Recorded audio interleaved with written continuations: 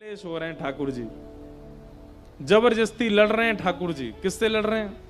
एक प्रणय कलह तो रुक्मणी जी के लिए ही आता है भागवत जी में। भगवान बोले ये कभी गुस्सा ही नहीं होती हम पे। ये रुक्मणी आज तक इतने साल हो गए हमारी शादी को, इसको गुस्सा क्यों नहीं आता है? तो एक दिन ठाकुर जी बोले रुको, हम इसको गुस्सा दिलाएंगे आज। तो भगवान बोले हे रुक्मणी जी, बोले जी आज बढ़िया दाल भात बनाना, हम शाम को आके पाएंगे। रुक्मणी बोली जो आ गया। और ठाकुर जी बोलते हैं तो और आनंद से बनाते हैं सब। 4-5 प्रकार के भात बनाए, केसर वाले भात, मीठे भात, नमकीन भात, सादा भात, दाल आदि बनाई। ठाकुर जी जैसे शाम को आए तो पहले ही सोच के आए कि मुझे लड़ना है रुक्मणी से। जैसे थाली पर बैठे तो रुक्मणी जी ने परोसा। ठाकुर जी बोले अब हमारा मन नहीं कर रहा भात खाने का, तुम तो रोटी बना के ले आओ। रुक्मणी जी अच्छा कोई बात नहीं, अभी लाती हूँ, रोटी बना के लिए आई। लीजिए रोटी पर, अब रोटी का मैं पराठा बनाऊं। रुक्मणी जी बोली पराठा बना देते, पराठा बना करके ले आए। सुनो देवी मुझे भूख ही नहीं लग रही, मैं तो सोने जा रहा हूं। रुक्मणी जी बोली कोई बात नहीं, आप सहन कर लो। इतनी सुबह से बना रही हैं सब कुछ, लेकिन रुक्मणी जी को फिर भी क्रोध नहीं आया। ठाकुर जी पौड़ गए, रुक्मणी जी चरण दबाने लगी। थोड़ा धीरे दबाओ ना, बहुत तेज दबा रही हो। रुक्मणी जी धीमे धीमे दबाने लगी। अब अभी भी तेज दबा रही हो, और धीमे दबाओ। रुक्मणी जी बिल्कुल स्पर्श कर रही हैं। अरे मेरे पांव में दर्द हो रहा है, थोड़ा धीरे दबाओ। रुक्मणी जी हाथ ऊपर करके अपनी छाया से दबा रही हैं। ठाकुर जी कह रहे हैं नहीं मानोगी तुम अभी। बोले मैं स्पर्श ही नहीं किया, आप क्यों नाटक कर रहे हो इतना? अब देवी मुझे तो भूख लग रही है, मैं तो पाऊंगा। बोले चलो पालो। अंत में ठाकुर जी ने हाथ पकड़ा, तुम क्रोध क्यों नहीं कर रही हो हम पे? हम तुमसे इतना लड़ने का प्रयास कर रहे हैं, ये करते हो, तुम लड़ती नहीं हो हमसे। रुक्मणी जी कहती हैं जिसको श्याम घन प्राप्त हुए हों, जिसको ऐसा अमूल्य रत्न प्राप्त हो गया हो, उसकी हर अवस्था स्वीकार है। अभी चतुरासी जी का पद है, जोई जोई प्यारो करे सोई मोहे भाव। ठाकुर जी को जब किसी से अत्यंत प्रेम होता है ना, तो ऐसे ही परेशान करते हैं। और व्यक्ति परेशान हो जाता है ना, तो ठाकुर जी कहते हैं फेल हो गया। लेकिन उनके अनेक प्रयास करने पर भी सामने वाला परेशान ना हो। जैसे राखो तैसे रहूं, आप जो करना चाहो कर लो, हम परेशान नहीं होंगे। ठाकुर जी को वही प्रिय होता है। अंत तो गत्वा रुक्मणी जी के इस प्रेम को ठाकुर जी ने स्वीकार किया। रुक्मणी जी ने कभी क्रोध नहीं किया ठाकुर जी पर। और एक पत्नी है भगवान की सत्यभामा, वो 365 दिन में एक बार प्रेम से बात करती हैं ठाकुर जी से, नहीं तो डांटती ही रहती हैं। ठाकुर जी बहुत डरते हैं सत्यभामा से। लेकिन ठाकुर जी कह रहे हैं भैया गृहस्थ आश्रम, जैसे एक पत्नी में जितने गुण होते हैं ना, भगवान की 16,000 पत्नियों में अलग अलग हैं। एक गुण रुक्मणी में, एक गुण सत्यभामा में, एक गुण जाम्बती में, एक गुण कालिंदी में। लेकिन ठाकुर जी कहते हैं सर्व गुण होने चाहिए गृहिणी में। उससे भय भी होना चाहिए, उसके प्रति प्रेम भी होना चाहिए, उसके प्रति सम्मान भी होना चाहिए, उसके प्रति आदर भी होना चाहिए, उसके प्रति दासत्व का भाव भी होना चाहिए, उसके प्रति प्रभुत्व का भाव भी होना चाहिए। सब भाव भगवान अपने गृहस्थाश्रम में जी रहे हैं, आनंद कर रहे हैं।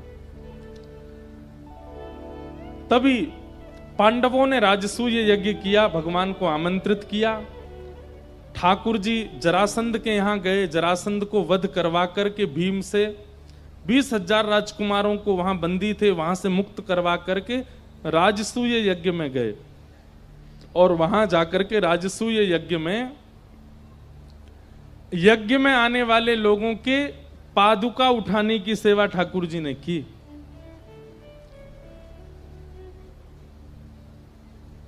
यज्ञ में जबकि अग्र पूजा भगवान की थी, भगवान को ही प्रधान पीठ दी गई थी, लेकिन फिर भी ठाकुर जी यज्ञ में एक सेवा लेते हैं। कौन सी सेवा? बोले जितने लोग यज्ञ में आएंगे सबकी पादुका उठा करके रखने का काम हमारा है। ये देख करके सब आनंदित हो गए। बोले नाथ, जीवन में वर्सेटाइल होना कोई आपसे सीखे। आपको दुनिया प्रभुत्व प्रदान करती है, पर आपका जो स्वरूप है, आपका जो स्वभाव है, वो सबके चित्त को मोह लेता है। भगवान का विष्णु सहस्त्र नाम में एक नाम आता है मान देना। ये दूसरों को मान देना जानते हैं। ठाकुर जी का स्वभाव क्या है? क्रेडिट्स दे देते हैं, करने के बाद भी सब कुछ आपको दे देंगे।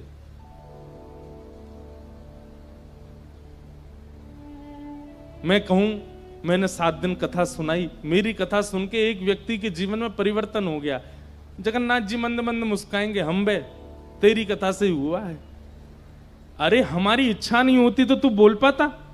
हमारी इच्छा नहीं होती तो तेरे जीव में स्वर आ पाता? हमारी इच्छा नहीं होती तो वो सुन पाता? हमारी इच्छा नहीं होती तो वो परिवर्तन कर पाता? लेकिन अच्छा है तुम सब सारे क्रेडिट ले लेते हो। करते सब ठाकुर जी हैं, पर हम लोग अपनी पीठ थपथपाते हैं कि हमने किया। ठाकुर जी का स्वरूप कैसा? मान देना, सबको मान देते, अमानिना मान देना। और स्वयं कैसे? मान रहित, कभी मान नहीं चाहते। ऐसे श्री कृष्ण राजसूय यज्ञ में गए, तभी वहां शिशुपाल भगवान को गालियां देने लगा। 100 से ऊपर गाली जैसे ही दी शिशुपाल ने, भगवान के सुदर्शन चक्र ने शिशुपाल का सर धड़ से अलग कर दिया। शिशुपाल का वध किया ठाकुर जी ने। यहां पर महाभारत की योजना बन गई। भगवान ने बहुत प्रयास किया कि युद्ध ना हो। ये बात याद रखिएगा। कई लोग मेरे से आके कहते हैं, बोले ठाकुर जी गीता में बार बार अर्जुन को कहते हैं तू युद्ध कर, तू युद्ध कर। बोले भगवान उसको चेता रहे हैं कि तू लड़। ऐसे परमात्मा जो लड़ने के लिए कहते हैं। मैंने कहा गीता से पहले की महाभारत सुनी है आपने? कितनी बार ठाकुर जी ने रोकने का प्रयास किया। स्वयं शांति दूत बनकर के गए दुर्योधन के पास और जाकर के कहा कि दुर्योधन युद्ध में सार नहीं है। कितने बालक अनाथ हो जाएंगे, कितनी माताएं विधवा हो जाएंगी, युद्ध मत करो, 5 गांव दे दो पांडवों को, हो गया काम। लेकिन दुर्योधन कहता है सुचग्रैवन दास्यामि बिना युद्धेन केशव, सुई के नोक के बराबर जमीन भी बिना युद्ध के नहीं दूंगा। इसलिए जब मोह हुआ अर्जुन को कि ये अपने हैं, इनको मैं कैसे मारूं, तब भगवान कहते हैं उसने ये विचार नहीं किया कि तू अपना है, तू क्यों विचार कर रहा है। मैंने इतनी बार समझाया दुर्योधन को कि युद्ध नहीं करना चाहिए, लेकिन तब भी नहीं मानता है। और तू यहां पर कायरों की तरह अब कहता है कि मैं युद्ध नहीं करूंगा। अरे अर्जुन, युद्ध ना करना यह पक्ष तो मेरा था, लेकिन इस पर तुम्हें पहले ही हाथ खड़े कर देने चाहिए थे कि मैं युद्ध नहीं करूंगा। अब पूरी सभा बन गई है, युद्ध मैदान तैयार हो गया है, बीच में रथ खड़ा है और अब तुम कह रहे हो युद्ध नहीं करूंगा।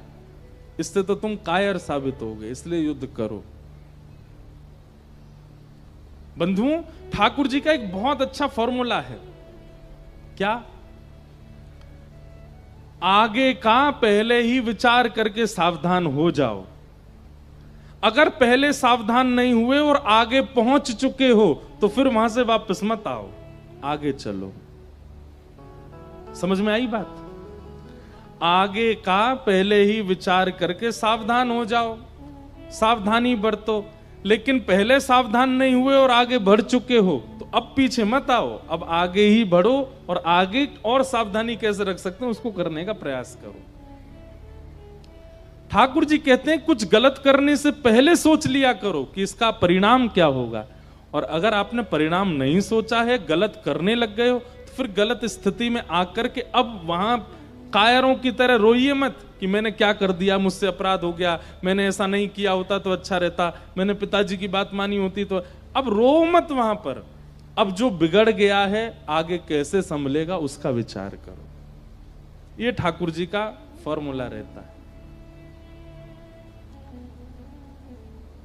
स्थिति से बचने वाले और भागने वाले ठाकुर जी को प्रिय नहीं है। स्थिति में डट करके युद्ध करने वाले, उससे जूझने वाले, उसको सॉल्व करने वाले ठाकुर जी को प्रिय होते हैं।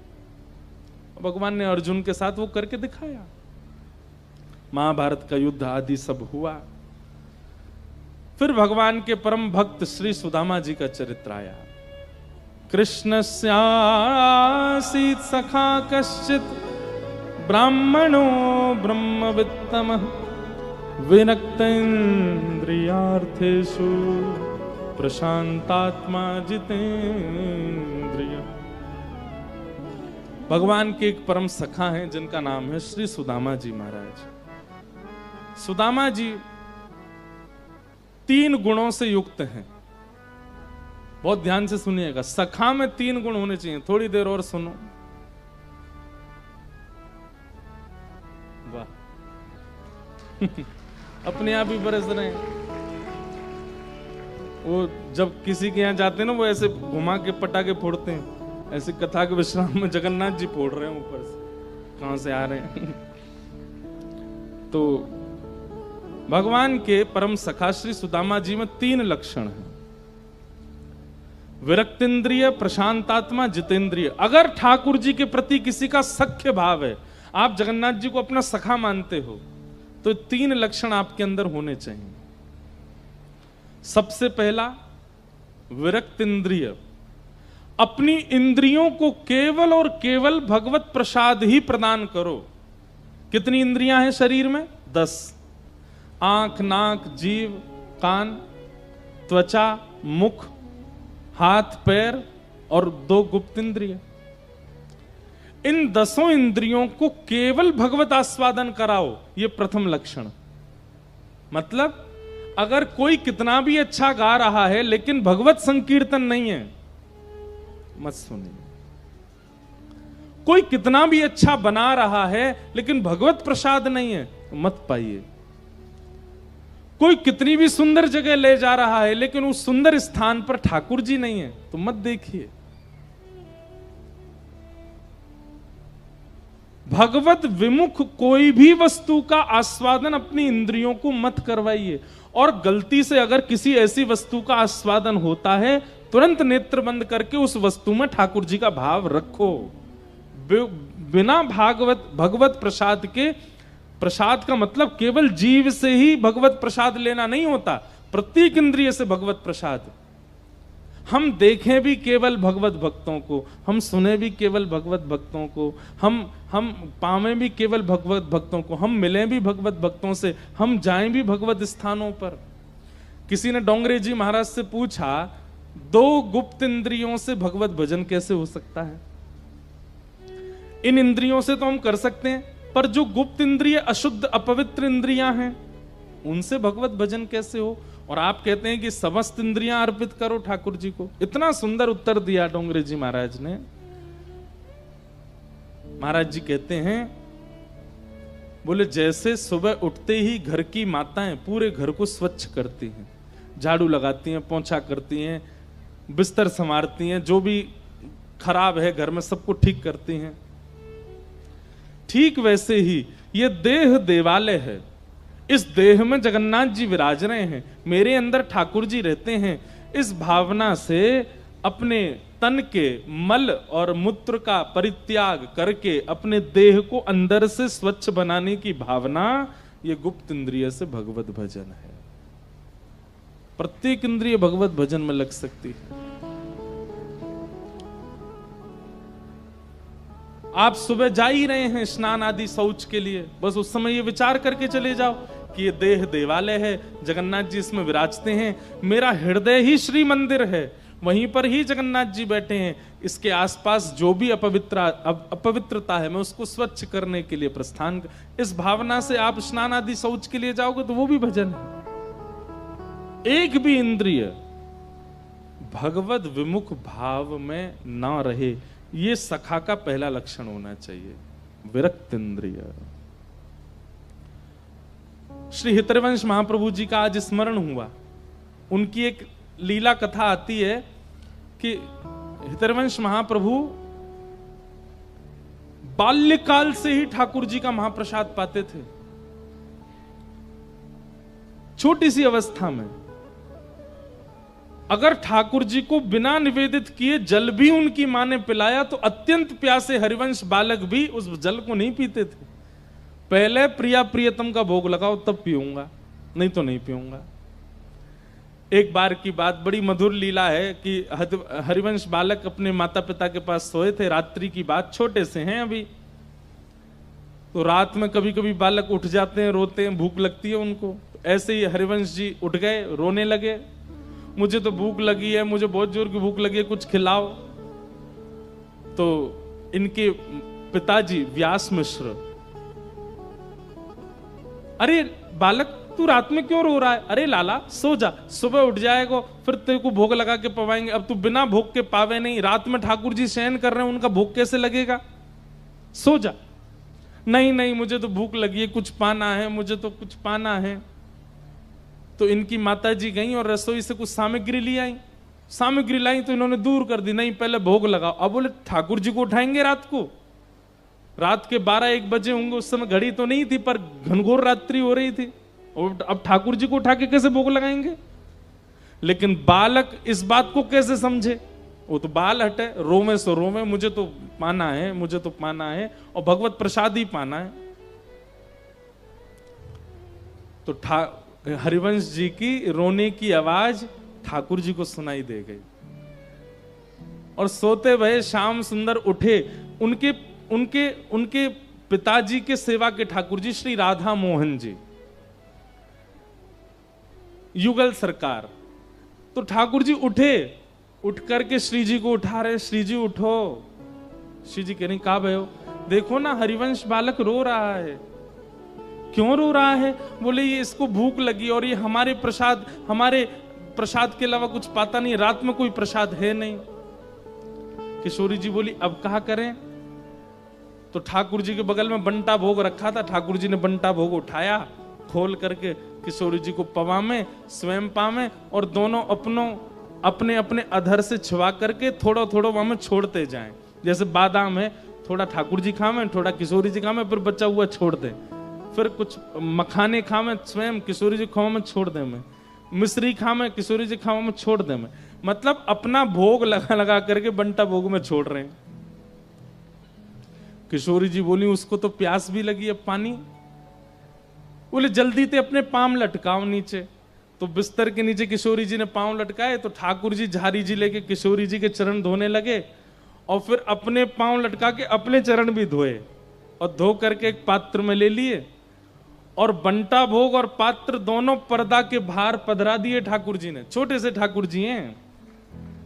अब किशोरी जी बोली अब इनको कैसे पता चले कि हमने भोग लगा दिया है? सो पास में घंटी रखी थी, ठाकुर जी ने घंटी बाहर फेंक दी, गिरी। अब जैसी घंटी गिरी तो व्यास मिश्र जी बोले अरे मंदिर से घंटी की आवाज आई, देखियो कोई चूहा तो नहीं। जैसे ही भीतर जाकर के देखा तो ठाकुर जी की घंटी नीचे पड़ी है, और सामने बंटा भोग खोले हैं, और सारे जो भी प्रसाद हैं बंटा भोग में, उन सब पर ठाकुर जी की दतुइयां के चिन्ह बने हुए हैं, और सामने पात्र में जल भरा है, उस जल में चंदन केसर आदि युक्त है। और जैसे ही पर्दा नेक हटाए के देखो तो किशोरी जी और ठाकुर जी दोनों मूर्तिमंत होकर के लेट गए, लेकिन दोनों के चरणों में जल के कुछ कुछ बिंदु पड़े हैं। ये देख करके व्यास मिश्र जी भावुक हो गए कि हमारे लाला को भूख लगी तो ठाकुर जी सचल होकर के भोग लगा रहे हैं और जल प्रदान कर रहे हैं कि उसको पवाओ। ऐसे श्री हितरवंश महाप्रभु, आप प्रसाद लेने का नियम ले लीजिए बंधुओं। एक दिन ऐसा आएगा आप ऐसी जगह फंसेंगे जहां प्रसाद नहीं मिलेगा, और आप पूरे दिन व्याकुल रहेंगे, तब देखना ठाकुर जी प्रसाद लेकर के आएंगे और आपको पवाएंगे, क्योंकि आपके प्रसाद का नियम है। इसलिए प्रथम ये नियम ले लीजिए कि जो भगवत विमुख वस्तु है उसका आस्वादन नहीं करना है। आप ये नियम धारण करेंगे तो ठाकुर जी पूरी योजना बनाएंगे कि भगवत सन्मुख वस्तु ही प्राप्त हो। दूसरा प्रशांत आत्मा। सुदामा जी का दूसरा गुण क्या है? अत्यंत शांत, प्रशांत, कम बोलते।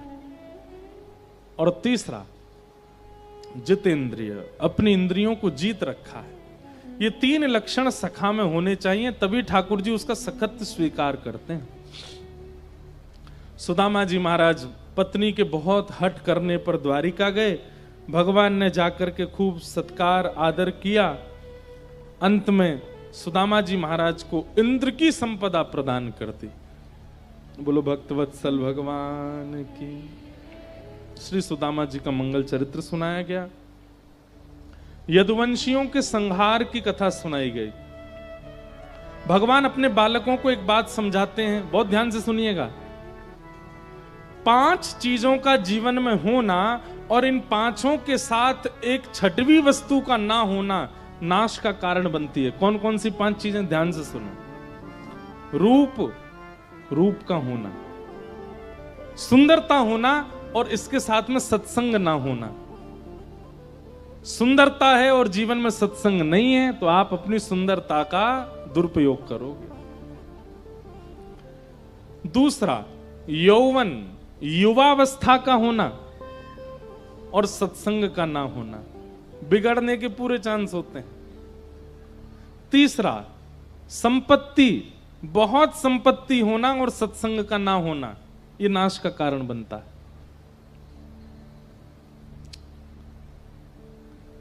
और चौथी वस्तु, बहुत सम्मान मिलना और सत्संग का जीवन में ना होना। बहुत सम्मान मिलता है, जहां जाते हैं लोग बाग आपको पूजते हैं, आपके संग फोटो खींचते हैं, आपके पैर छूते हैं, लेकिन आपके जीवन में सत्संग नहीं है। तो ये सारी स्थितियां आपको ऊंचा तो उठाएंगी, लेकिन सत्संग ना होने के कारण एक दिन बहुत नीचे गिरा भी सकते हैं। माधवदास जी का बहुत अच्छा एक चरित्र आता है ना, जगन्नाथपुरी के माधवदास जी, उनकी इतनी यश हो गया था पूरे जगन्नाथपुरी में, उनकी भक्ति का, उनकी सेवा का, उनके भाव का, उनकी विद्वत्ता का, कि वो जहां से निकलते थे ऐसे लोग पुष्प की पूरी लड़ी बना देते थे। अब माधवदास जी का नियम था, वो 3 बार दर्शन करने जगन्नाथ जी के जाते थे, सुबह, मध्याह्न में और रात्रि में। तीनों बार उनके भवन से लेकर के जगन्नाथ मंदिर तक फूल ही फूल बिछे होते थे। माधवदास जी कहते नहीं थे किसी को, पर पुरी के लोग उनका सम्मान करते थे। तो माधवदास जी को लगता था, भाई ये बहुत ज्यादा सम्मान होता है मेरा, और अति सम्मान होने से कभी कभी अपच हो जाती है, सम्मान का अपच हो जाता है, क्या करें? तो बोले भैया मीठा ज्यादा खा लिया हो तो नमकीन खा करके उसको स्टेबल कर लेना चाहिए। तो माधवदास जी का इतना सम्मान हो गया कि माधवदास जी बोले अब मेरा अपमान कैसे हो, ऐसा मैं क्या करूं जिससे मेरा अपमान हो। अब वैष्णव हैं, अब चाह कर के भी वैष्णव ऐसा कुछ नहीं कर सकता कि उसका अपमान हो। लेकिन माधवदास जी ने एक युक्ति सोची। माधवदास जी भिक्षा याटन करते थे, भिक्षा मांग करके पाते थे। अब एक तो होता है कि द्वार पर खड़े होकर के आप भिक्षा मांगो, भीतर से लोग आटा दाल चावल देते हैं, लेकिन माधवदास जी की भिक्षा कैसी होती थी? 5 के 5 घरों में 56 भोग बने हैं। बोले आज माधवदास जी यहीं कहीं आएंगे, हमारे घर में पाएंगे। माधवदास जी कहते थे हमें भिक्षा दे दो। अरे भीतर पधारो, चौकी चांदी की लगी, सोने की थाली, उसमें पवाते। माधवदास जी बोले हमारी भिक्षा तो भिक्षा से ही नहीं रह गई है, अब इतना लोग सम्मान करते हैं। तो एक दिन माधवदास जी कहीं भ्रमण कर रहे थे, तभी आपने देखा एक गली में एक माताजी, बूढ़ी माताजी, और वो बड़ी कर्कश स्वभाव की, वो अड़ोसियों से भी लड़ रही है, पड़ोसियों को भी डांट रही है, किसी के घर में ईंटा फेंक रही है, कहीं पत्थर मार रही है, बच्चों के पीछे छड़ी लेके भाग रही है। माधवदास जी बोले मिल गई यजमान, आज इसी के घर भोजन करूंगा। गुस्से में तिल मिला रही थी, अपने घर में बैठ करके कुछ कर रही थी। इतने में माधवदास जी, अच्छा हमारे ब्रज में तो ऐसा नियम है कि जो भिक्षा करने वाले महापुरुष होते हैं ना, आज भी हमारे घर आते हैं। वो कैसे करेंगे पता है? जितनी देर गौ दोहन होता है, गौ दोहन में लगते हैं 6 मिनट 7 मिनट, उतनी देर वो आपके द्वार पर खड़े होकर के और मंजीरा बजा के कीर्तन करेंगे। अगर उतनी देर में आपने उनको भिक्षा दे दी, मधुकरी दे दी, तो पाएंगे, नहीं तो चले जाएंगे। हमारी माता जी ध्यान रखती हैं, जब हम लोग सब बाहर होते हैं घर पे किसी को छोड़ के जाती हैं, वो कह के जाएंगी मंजीरे की आवाज आए तुरंत बाहर जाके प्रसाद दे देना बाबा, नहीं तो भूखो रहेगो। ऐसे कई महापुरुष हैं ब्रज में। तो माधवदास जी मैया के द्वार पर जाकर के मंजीरा बजाने लगे, हरे कृष्ण कृष्ण कृष्ण। मैया बोली क्या बात है? बोले मैया हम भिक्षा पाते हैं, कहीं भी चले जाते हैं, आज आपके घर में पाने की इच्छा है। मैया कर्कश स्वभाव की, बोले आओ बैठो। माधवदास जी को भिक्षा पवा दी। माधवदास जी बोले यहाँ अच्छा, ना ज्यादा सम्मान होता है, ना ज्यादा ऐसा कुछ होता है, अच्छा यहीं पाऊंगा। अगले दिन माधवदास जी फिर आ गए। क्या बात है बाबा, कल तो दिया था आपको? बोले मैया आज भी पवा दो, बड़ा स्वाद लगा था कल आपका भोजन, इसलिए हमारा मन हुआ कि हम पालें। मैया बोली बैठ जाओ। मैया ने भीतर जाके सोची रोज रोज आ रहा है, ऐसा कुछ कर दूं कि कल से नहीं आए। तो सब्जी में जबरदस्ती मिर्च डाल दी, नींबू निचोड़ दिया, इतनी तीखी कर दी कि ये खाएंगे और मचल जाएंगे। लो बाबा पाओ। माधवदास जी ने जैसे ही पाया, पाते ही आंख बंद हो गई, आंसू निकलने लगे, इतनी मिर्च। लेकिन माधवदास जी समझ गए ये जानबूझ के कर रही है कि कल से मैं नहीं आऊं। और मैया पूछे बाबा कैसा बना है? माधवदास जी के बहुत स्वाद, कल से भी अच्छा आज बना है। मैया बोली इस पे तो कोई फर्क नहीं पड़ा। अब आज माता जी सुबह से ही चिंता में थी कि कहीं आज बाबा नहीं आ जाए।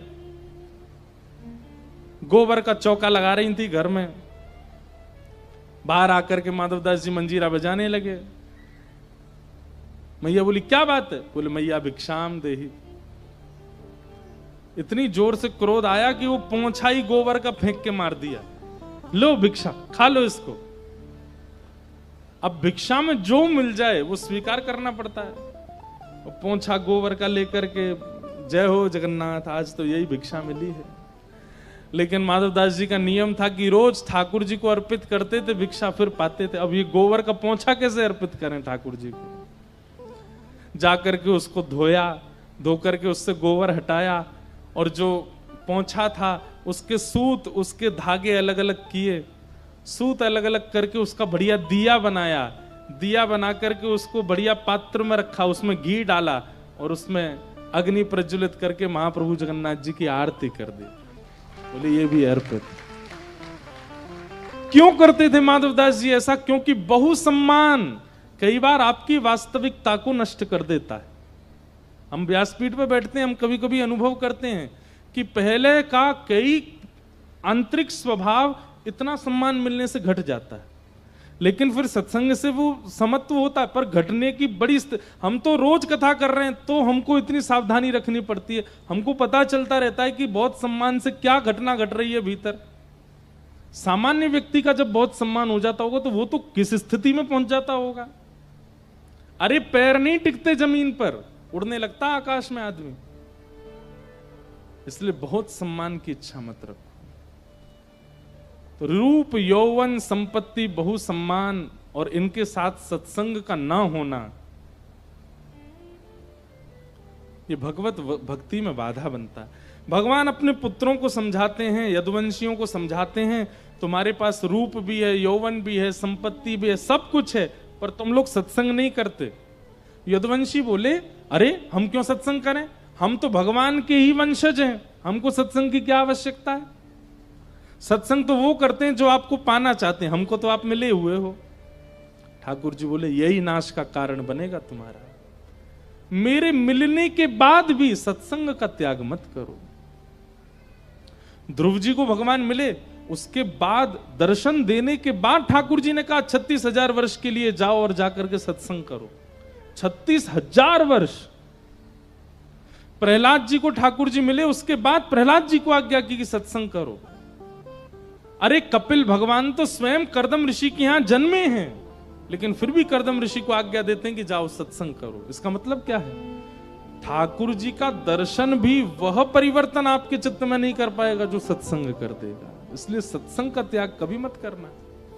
अच्छा चलो सब चीज छोड़ो, हनुमान जी को तो राम जी मिले हुए हैं, लेकिन फिर भी प्रभु चरित्र सुन वे को रसिया।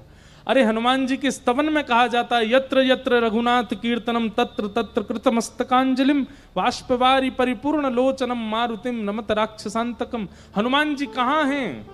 बोले यत्र यत्र रघुनाथ संकीर्तनम। जहां जहां ठाकुर जी रघुनाथ जी की कथा कीर्तन चल रही होगी, हनुमान जी वहीं बैठे होंगे। जबकि राम जी तो उनके लिए हमेशा द्वार खोल के बैठे, जब चाहे हनुमान जी जा सकते हैं, लेकिन फिर भी हनुमान जी कथा चुनते हैं, दर्शन नहीं। सत्संग बहुत आवश्यक है। भगवान के यदुवंशियों ने नहीं मानी और इसी का कारण हुआ संतों का अपमान किया और समस्त यदुवंशियों को एक लोह पिंड के द्वारा यदुवंश का विध्वंस होगा, ऐसा श्राप लगा।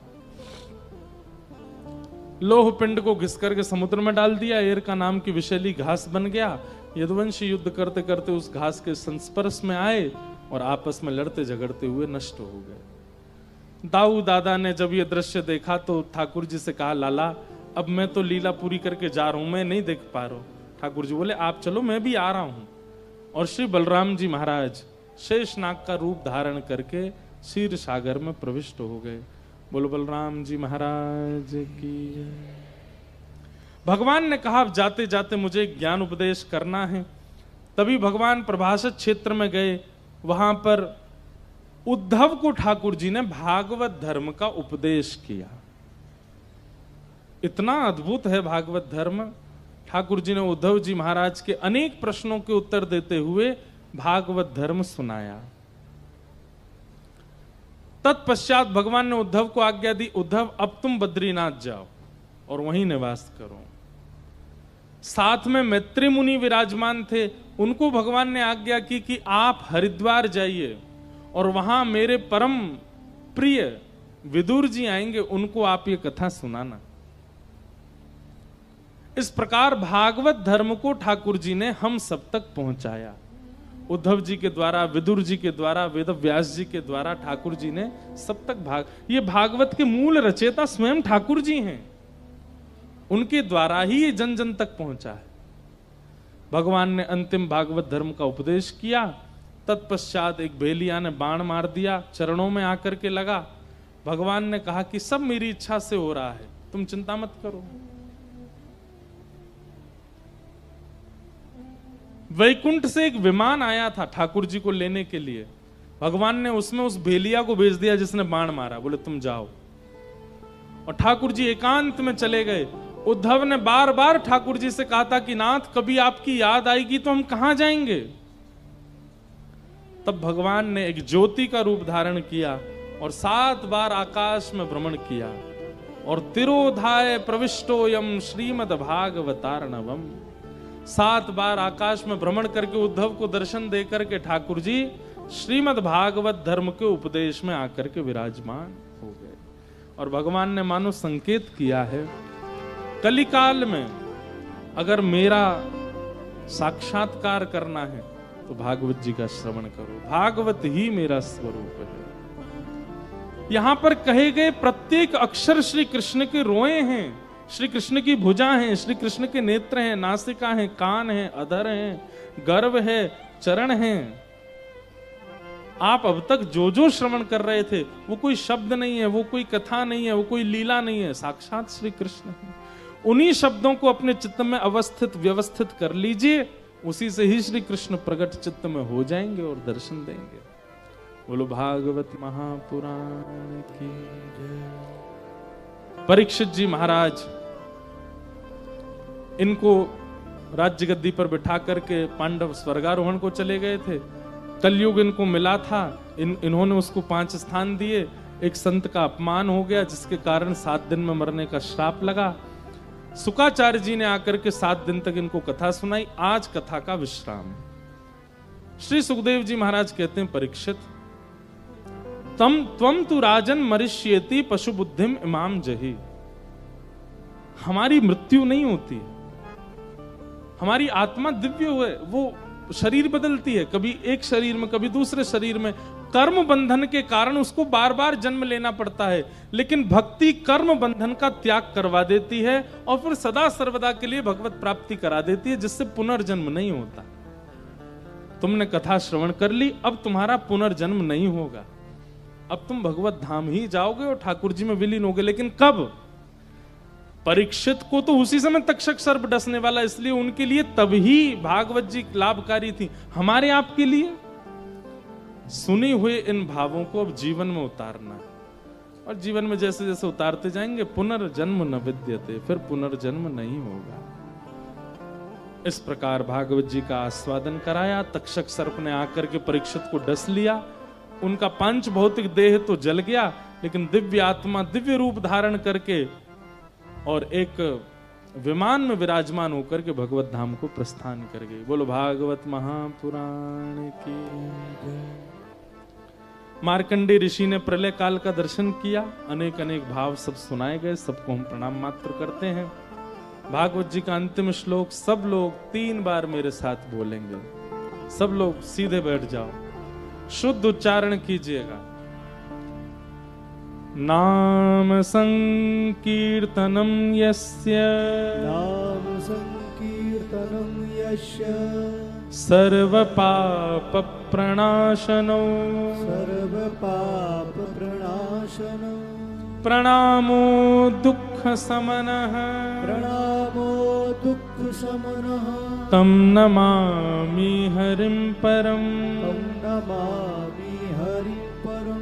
नाम संकीर्तनम यस्य, नाम संकीर्तनम यस्य, सर्व पाप प्रणाशनो, सर्व पाप प्रणाशनो, प्रणामो दुख समनः, प्रणामो दुख समनः, तम नमामि हरिं परम, तम नमामि हरिं परम। नाम संकीर्तनम यस्य, नाम संकीर्तनम यस्य, सर्व पाप प्रणाशनो, सर्व पाप प्रणाशनो, प्रणामो दुख समनः, प्रणामो दुख समनः, तम नमामि हरिं परम, तम नमामि हरिं परम, तम नमामि हरिं परम, तम नमामि हरिं परम, तम नमामि हरिं परम। तम नमामि हरिं परम। जय जय श्री राम, जय जय श्री राम, जय जय श्री राम। श्री जगन्नाथ महाप्रभु की, बलभद्र सुभद्रा मैया की, लीलाचल धाम की, नील चक्र की, सुदर्शन जी महाराज की, साक्षी गोपाल की, समुद्र नारायण भगवान की, जय जय श्री राम। प्यारे गिरधर लाल की, श्यामा हृदय कमल सो प्रगटो, श्यामा हृदय कमल सो प्रगटो, श्यामा हृदय कमल सो प्रगटो, श्यामा हृदय कमल सो प्रगटो, और श्याम हृदय कुम्हार, वृंदावन प्यारो वृंदावन, वृंदावन प्यारो वृंदावन। आप सब राहुल केला वासियों को जय श्री कृष्ण। जय श्री कृष्ण, नेक जोड़ते बोलो जय श्री कृष्ण, जय श्री कृष्ण, जय जगन्नाथ, जय जय श्री राधे। श्री राधे। अब ये वृंदावन पद गा करके फिर हम प्रस्थान करेंगे और आप सब लोगों से सितंबर में मिलेंगे महाप्रभु जगन्नाथ जी के पुरी धाम में। सब लोगों को बहुत बहुत प्रणाम करते हुए आइए भाव से गाओ। और आज कथा का भंडारा है, आप सब लोग प्रसाद पाकर के ही यहाँ से प्रस्थान कीजिएगा। सबको बारंबार प्रणाम।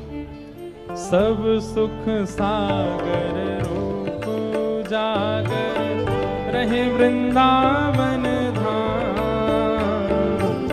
सब सुख सागर रूप जागर रहे वृंदावन धाम, हे रूप गोस्वामी प्रकट कियो जहाँ, रूप गोस्वामी प्रकट कियो जहाँ, श्री रूप गोस्वामी प्रकट कियो जहाँ, रूप गोस्वामी प्रकट कियो, राधा गोविंद रूप निधान, वृंदावन प्यारो वृंदावन, वृंदावन प्यारो वृंदावन, हे श्री वृंदावन मेरो वृंदावन, ओ वृंदावन प्यारो वृंदावन, रूप गोस्वामी प्रकट कियो जहाँ, रूप गोस्वामी प्रकट कियो, राधा गोविंद रूप निधान,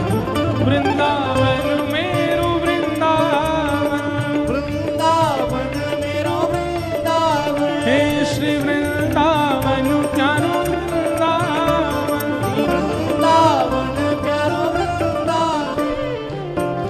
श्री गोपाल भट्ट जो कि हृदय वेदना प्रगट्यो शालिग्राम।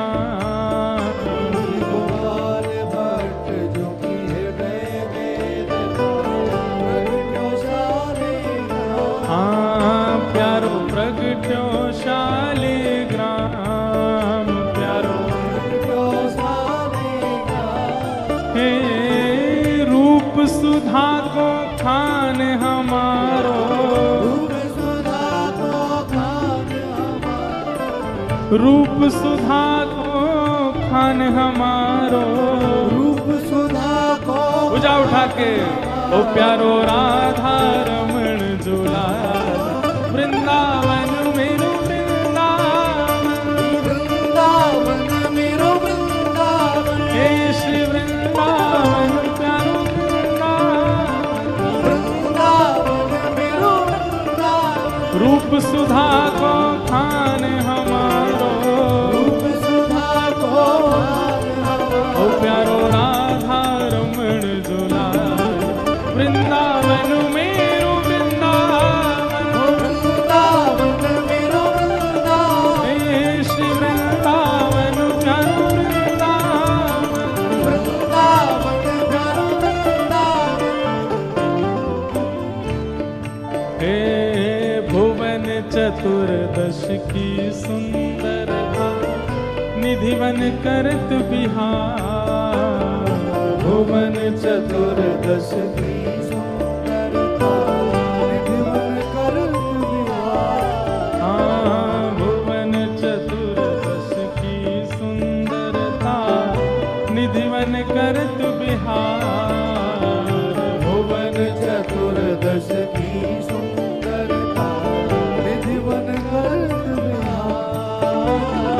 श्यामा प्यारी कुंज बिहारी, श्यामा प्यारी कुंज बिहारी। हे श्यामा प्यारी बांके बिहारी।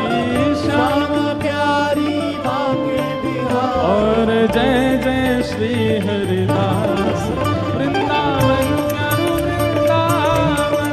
वृंदावन प्यारो वृंदावन। हे श्री वृंदावन मेरो वृंदावन।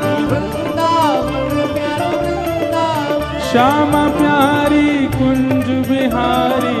श्यामा प्यारी कुंज बिहारी। और जय जय श्री हरिदास वृंदावन मेरो वृंदावन। वृंदावन मेरो वृंदावन। हे श्री वृंदावन प्यारो वृंदावन। वृंदावन प्यारो वृंदावन। जिनकी कृपा से है रस प्रगट वृंदावन अभिराम। जिनकी कृपा से है रस प्रगटो वृंदावन अभिराम। हाँ प्यारो वृंदावन अभिराम। प्यारो वृंदावन अभिराम। हे सप्त निधिन को ही उजियारो, सप्तनिधिन को ही उजियारो। प्रभु जगन्नाथ जी को अति दुलारो। जगन्नाथ जी को अति दुलारो। यहाँ हम सबको मिलवावे वारो। हम सबको मिलवावे वारो। और यह आनंद बरसावे वारो। यह आनंद बरसावे वारो। हे हमारो गिरधर लाल वृंदावन मेरो वृंदावन।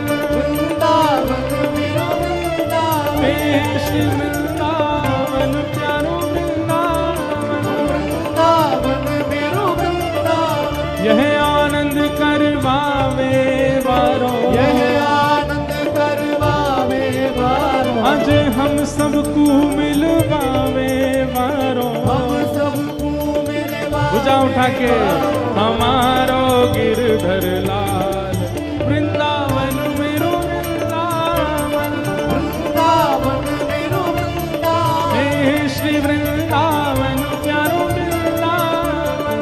वृंदावन मेरो वृंदावन। और बल बलभद्रोर सुभद्रा संग विराजे ब्रज के नाथ। बलभद्रोर सुभद्रा संग विराजे ब्रज के नाथ। हाँ, बलभद्रोर सुभद्रा संग विराजे ब्रज के नाथ। बलभद्रोर सुभद्रा संग विराजे ब्रज के नाथ। रथ आरूढ़ भय नंद नंदन, रथ आरूढ़ भय नंद नंदन, रथ आरूढ़ भय नंद नंदन, रथ आरूढ़ भय भुजा उठा के कहलाए जगत के नाथ। वृंदावन मेरो वृंदावन, वृंदावन मेरो वृंदावन, हे श्री वृंदावन मेरो वृंदावन। वृंदावन मेरो वृंदावन, रथ आरूढ़ भय नंद नंदन, रथ आरूढ़ भय नंद नंदन, हो कहलाए जगत के नाथ। वृंदावन मेरो वृंदावन, वृंदावन मेरो वृंदावन, हे श्री वृंदावन प्यारो वृंदावन। वृंदावन प्यारो वृंदावन, हे पूरी जगन्नाथ भजो राधे गोविंदा। पूरी जगन्नाथ भजो राधे गोविंदा, हे नाथों के नाथ भजो राधे गोविंदा। नाथों के नाथ भजो राधे गोविंदा, भजो राधे राधे राधे राधे राधे गोविंदा। भजो राधे राधे राधे राधे राधे गोविंदा, भजो राधे राधे राधे राधे राधे गोविंदा। राधे राधे राधे राधे राधे गोविंदा, हे नीलाद्रिनाथ भजो राधे गोविंदा। नीलाद्रिनाथ भजो राधे गोविंदा, हे पूरी जगन्नाथ भजो राधे गोविंदा। पूरी जगन्नाथ भजो राधे गोविंदा, हे दीनानाथ भजो राधे गोविंदा। दीनानाथ भजो राधे गोविंदा, हे श्री जगन्नाथ भजो राधे गोविंदा। जगन्नाथ भजो जय जय श्री राम, जय जय श्री राम, जय जय श्री राम। बोल जगन्नाथ महाप्रभु की। पूछरी के लौटा की हो। क्या बात है वंशी वारे। आप सबको प्रणाम करते हैं। राहुल केला की कथा को यहीं विश्राम देते हैं। अब 2 जून से श्री गोवर्धन में गिरिराज जी की तलेटी में कथा का प्रारंभ होगा। वहां 7 दिनों तक वृंदावन महिमामृत पर चर्चा होगी। हमारे ब्रज के सुप्रसिद्ध श्री बिहारी जी की सेवा करने वाले संकीर्तन करते हैं, ऐसे चित्र विचित्र बाबा उस कथा का आयोजन कर रहे हैं। 2 से लेकर के 8 जून तक श्री गिरिराज जी की तलेटी में गोवर्धन में कथा होगी। बड़े प्रेम और भाव से आप सब लोग उसका आस्वादन कीजिएगा। सबको जय श्री कृष्ण। जय श्री कृष्ण।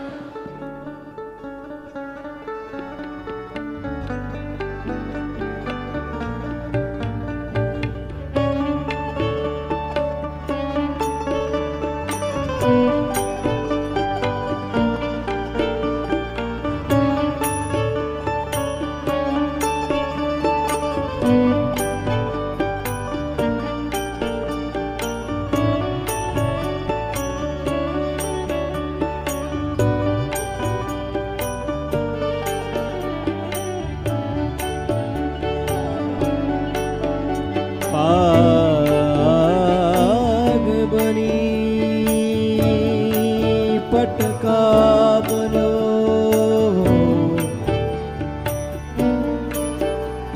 और बनो लाल को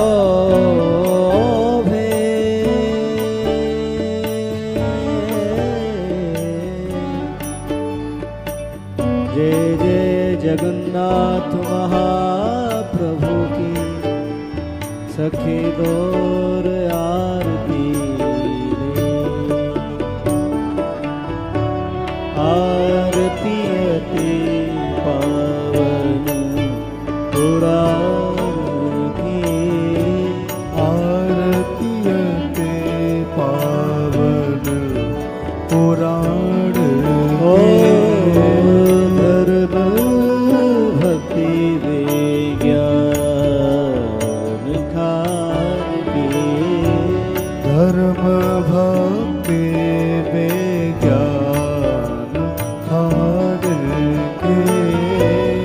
महापुराण भागवत निर्मल सुख मुख विगलित निगा कल्प फल परमानंद सुधारस में लीलाती रस रस निधान